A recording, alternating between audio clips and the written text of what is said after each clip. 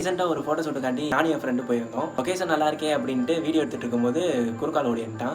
சரி பயவுல நல்லா தான் இருக்கான் அப்படின்ட்டு அவனை வச்சுட்டு அந்த ஷார்ட் டைம்ல ஒரு 3 கிளிப் தான் ட்ரை பண்ணேன். வீடியோ எடிட் பண்ணி பார்த்தேன். ரிசல்ட் ஓகேவா இருந்துச்சு. பட் அவனுக்கு ரொம்ப பிடிச்சிருந்துச்சு. இந்த வீடியோ நீங்க பாருங்க, எப்படி இருக்குன்னு கமெண்ட் பண்ணுங்க.